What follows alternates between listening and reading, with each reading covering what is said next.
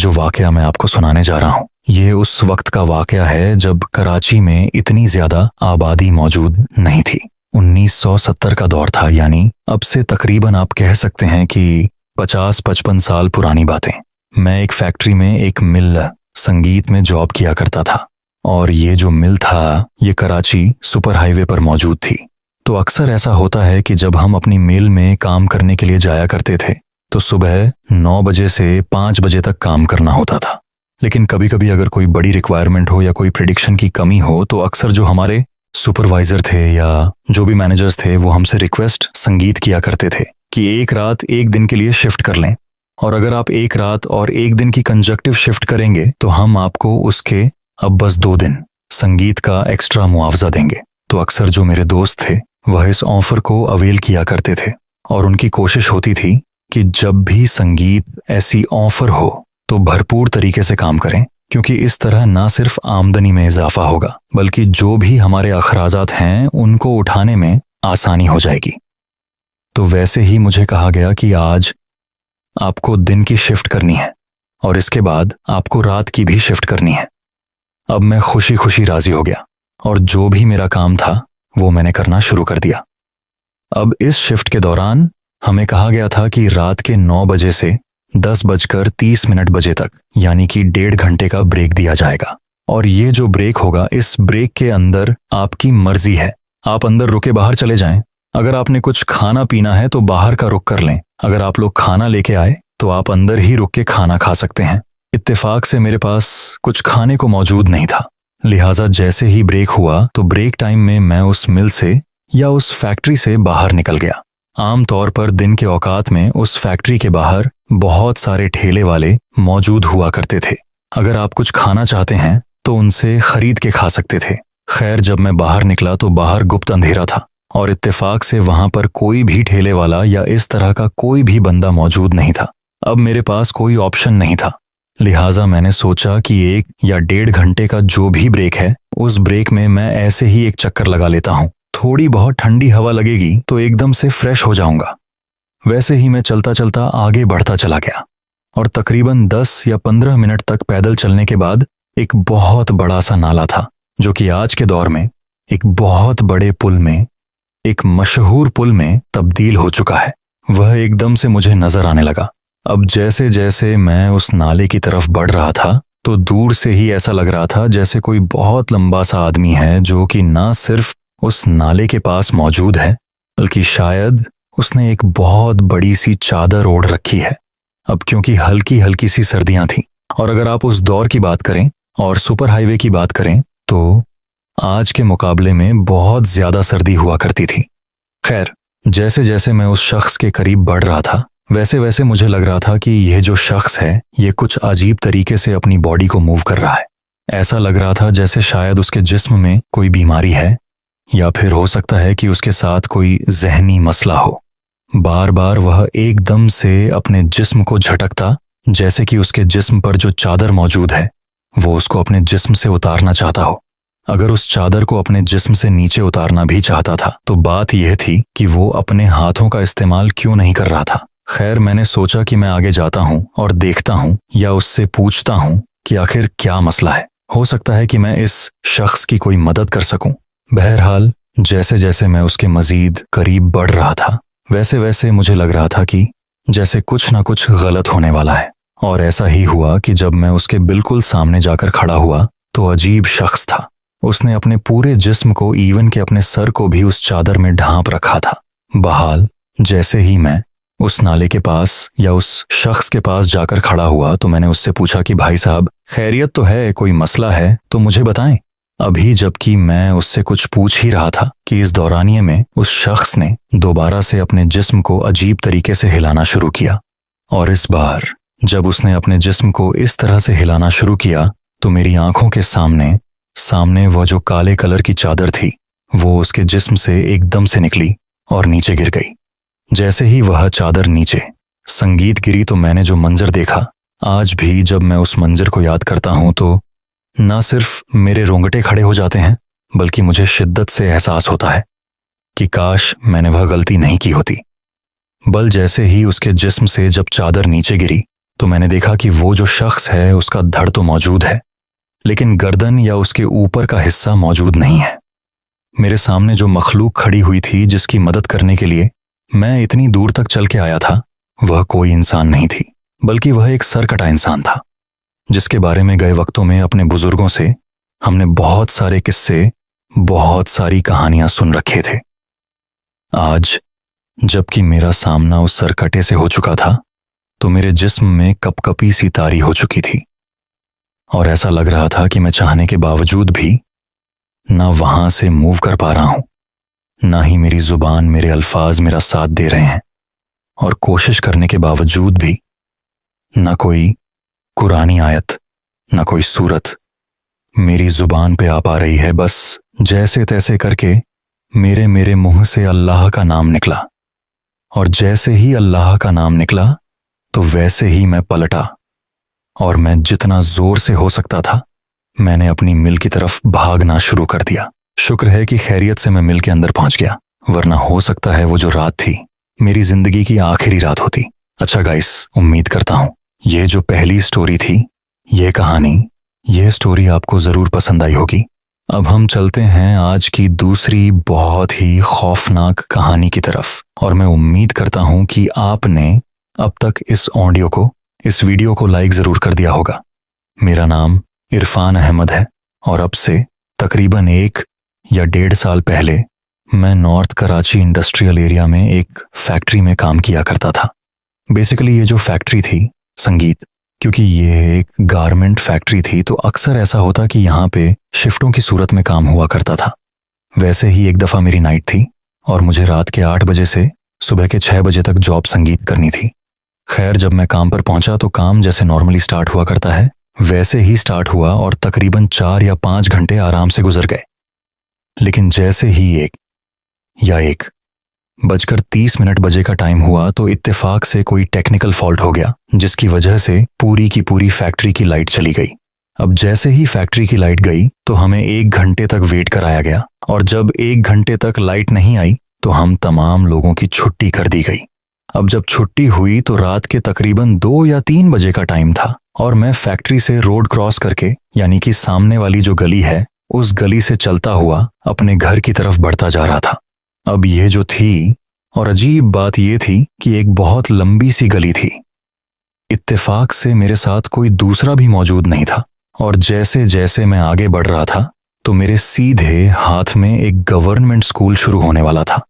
अब यानी वहाँ जो गवर्नमेंट स्कूल था यह एक बहुत कदीम स्कूल था, और अक्सर इस स्कूल के आगे यानी इसके सामने की तरफ बहुत सारा कचरा पड़ा होता था। अक्सर दिन के औकात में मैं इससे पहले भी यहां से गुजर चुका था। खैर, जैसे जैसे मैं उस कचरा कुंडी के करीब पहुंच रहा था तो मुझे ऐसा लग रहा था जैसे वह जो कचरा कुंडी है, उस कचरा कुंडी के ऊपर कोई मौजूद है। अब क्योंकि मुकम्मल तौर पर अंधेरा हो रहा था। खैर, जैसे जैसे मैं मजीद आगे बढ़ा तो पहले मुझे लगा कि जैसे कुत्ते संगीत कचरे के पास जमा होते हैं या कचरे के ऊपर खेल रहे होते हैं, वैसे ही शायद कोई कुत्ता है जो वहां पे खेल रहा है। लेकिन जैसे ही मैं उसके मजीद करीब पहुंचा तो यह देख के मेरे औसान खत्म हो गए। मैंने देखा कि एक मुश्किल से 20 या 21 साल की बड़ी ही खूबसूरत सी लड़की है जो न सिर्फ कचरे के ऊपर खड़ी हुई है बल्कि अजीब तरीके से मुझे देख के मुस्कुरा संगीत रही है। अब इतनी रात में इस वीराने में, इस कचरे वाली जगह पे इतनी खूबसूरत लड़की का एकदम से नजर आना, यह मेरी समझ में नहीं आ रहा था। मैंने सोचा कि हो सकता है शायद ये जो लड़की है ये कोई मेंटली डिस्टर्ब लड़की हो जो यहां पर आकर खड़ी हो गई हो। लेकिन उसके हुलिये से, उसकी शक्ल से, उसके बालों से कतन नहीं लग रहा था कि वह किसी भी तरह एबनॉर्मल लड़की है। अभी जब कि मैं उसके चेहरे पर गौर कर ही रहा था तो देखते ही देखते वो जो लड़की थी उसने एकदम से पीछे की तरफ देखा। अब जैसे ही उसने पीछे की तरफ देखा तो अगर आपको पीछे देखना हो तो आप अपनी गर्दन को मोड़ते हैं और हल्का सा अपने जिस्म को टर्न किया करते हैं। लेकिन अजीब बात यह थी, जैसे ही इस लड़की ने पीछे की तरफ देखना चाहा तो सिर्फ उसकी जो गर्दन थी वो पूरी की पूरी ना सिर्फ मुड़ी, बल्कि मुड़ने के बाद उसके जो बाल थे वो मेरे सामने आ चुके थे, जबकि उसका जो मुंह था वह पीछे यानी स्कूल की तरफ मौजूद था। अब पहले पहर जब मैंने यह नज़ारा देखा तो मुझे लगा कि शायद मेरा वहम है, लेकिन जब मैंने उसके जिस्मानी खदोखाल पे या उसके ऊपर गौर करना शुरू किया तो वाकई में उसका जो जिस्म था, उसका जो धड़ का फ्रंट वाला हिस्सा था, वो मेरे सामने था, जबकि सिर्फ उसकी जो गर्दन थी वह मुकम्मल तौर पर मुड़ी हुई थी।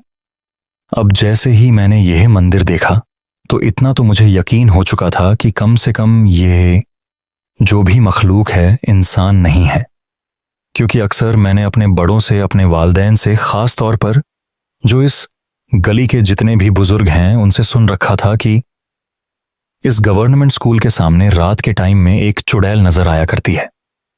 मैंने जो भी मुझे कुरानी आयात आती थी न सिर्फ उनकी तिलावत शुरू कर दी, बल्कि बहुत ही तेजी के साथ अपने कदम आगे बढ़ाने लगा।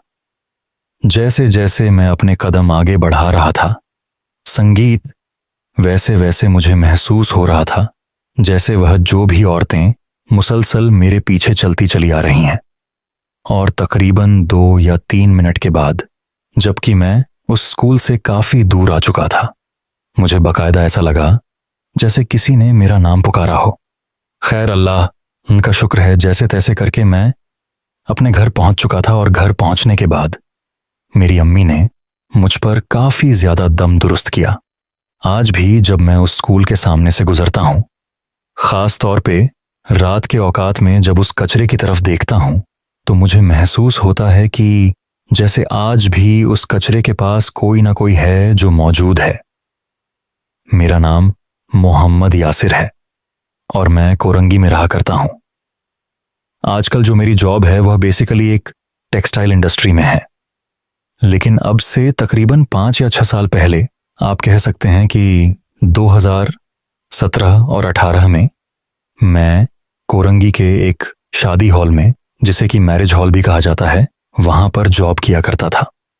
अब क्योंकि कुछ अरसे बाद, यानी अब से कुछ अरसे पहले, ये जितने भी मैरिज हॉल थे इनको तोड़ दिया गया था, लेकिन जब ये हॉल मौजूद थे तो उस वक्त की यह कहानी है।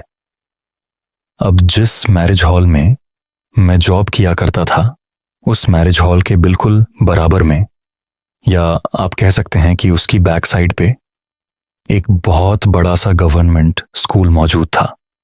अब मेरी जो ड्यूटी थी वो इस तरह से थी कि शाम के 6 बजे मैं मैरिज हॉल में पहुंचा करता था और रात के 3 बजे तक वहीं पर मौजूद रहता था।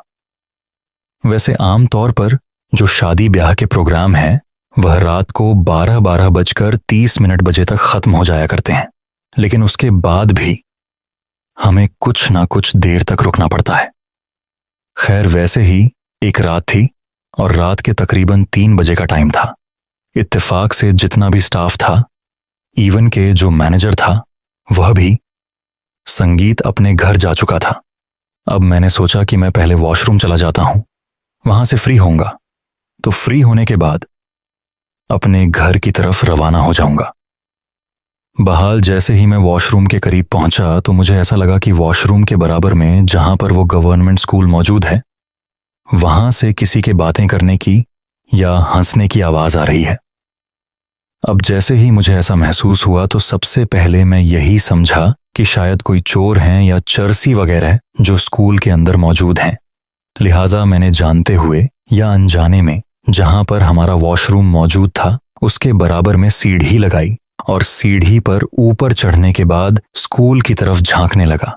जैसे ही मैंने सीढ़ी लगा के स्कूल की तरफ झांकना शुरू किया तो मैंने देखा कि सामने जहां पर स्टेयर्स मौजूद हैं, उन स्टेयर्स के सामने जो कॉरिडोर है या एक छोटी सी जगह है, मैंने देखा कि वहां पे सामने एक औरत खड़ी हुई है जिसने बज़ाहिर लाल कलर का लिबास पहन रखा है और देखने से ऐसा लग रहा था जैसे कोई दुल्हन है। एक अजीब बात यह थी कि उसकी जो आंखें थीं, इतने अंधेरे में भी ऐसा लग रहा था जैसे शाइन कर रही हैं। ये एक अजीब सी रोशनी है जो उसकी आंखों से मुसलसल निकल रही है। वो जो औरत थी, कुछ अजीब तरीके से कभी एक तरफ जाती, कभी दूसरी तरफ जाती, और ऐसा लग रहा था जैसे वह किसी परेशानी का शिकार है। अभी जबकि मैं उसके ऊपर गौर कर ही रहा था, एकदम से उस औरत ने मेरी तरफ देखा। अब जैसे ही उस औरत ने मेरी तरफ देखा तो मुझ पर एकदम से ना सिर्फ कपकपी तारी हो गई, बल्कि मुझे लगने लगा कि शायद यह जो औरत है, यह कम से कम इंसान नहीं है। उसका कुछ अजीब सा हुलिया था, यानी उसकी जो स्किन थी ऐसा लग रहा था जगह जगह से लटकी हुई है। उसके चेहरे पर बेइंतहा जख्म मौजूद थे। हालांकि उसके जो कपड़े थे वो दुल्हनों की तरह थे और बज़ाहिर देखने से वो दुल्हन लग रही थी। खैर, एकदम से जब मैंने उसके खौफनाक चेहरे पे गौर किया तो अगले ही लम्हे जबकि मैं नीचे उतरना चाहता था, देखते ही देखते यह जो सीढ़ी थी, जिस सीढ़ी के जरिए मैं बराबर में झांक रहा था, न जाने किसी ने उसको पकड़ के जोर से धक्का दिया और मैं उस सीढ़ी के समेत एकदम से नीचे जा गिरा। अब जैसे ही मैं नीचे गिरा तो मेरे ऊपर सीढ़ी आकर गिरी। खैर, अल्लाह का शुक्र है मैं फौरन से उठा और जितना तेजी से हो सकता था मैंने न सिर्फ भागना शुरू किया बल्कि जो भी कुरानी आयात मुझे आती थी वो पढ़ता चला गया। देखते ही देखते कुछ लम्हात के अंदर यह जो हॉल था, मैं उसके गेट से बाहर निकल चुका था। अब यहां से जो मेरे घर का रास्ता था वो तकरीबन 15 या 20 मिनट का रास्ता था, लेकिन मेरे घर पहुंचने से पहले पहले ना सिर्फ मुझे शदीद बुखार हो चुका था बल्कि मुझे ऐसा लग रहा था मुझे शदीद सर्दी लगना शुरू हो चुकी है।